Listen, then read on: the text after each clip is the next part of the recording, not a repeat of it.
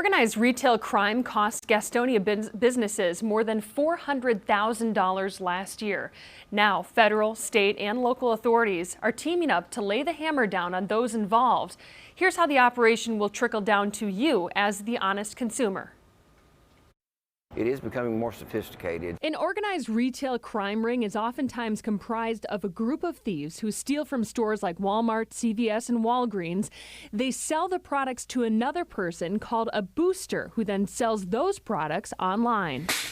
Trying to take the next one. This undercover informant video from 2022 shows Kings Mountain man Jeremy Huffman loading stolen goods into a white bag. Authorities say he would buy these items at a discount from 15 to 20 different shoplifters and resell them to the network level above him. It earned him $5,000 a week as a side hustle.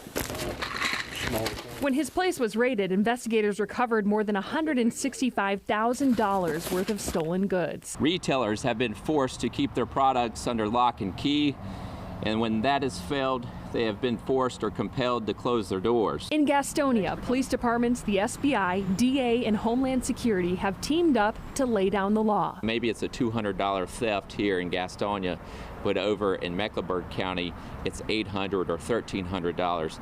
And so we can work and choose the jurisdiction, compound those cases together, and it bumps it up to a higher classification with a stiffer penalty. Gaston County's proximity to I-85 and 485 plays a role in the number of organized retail crime cases they see. They look for easy access and easy transportation. Also concerning, 67% of retailers surveyed say the offenders have grown more violent. We do have a no chase policy with our security. Stress that also to our tenants. It's not worth it.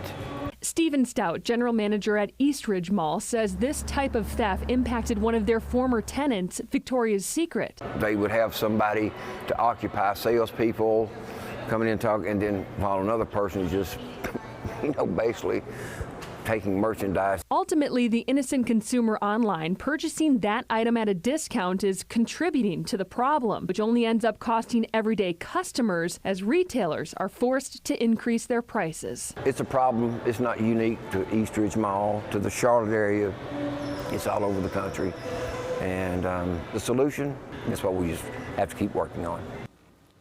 It's estimated retailers lost $112 billion in 2022 as a result of organized retail crime.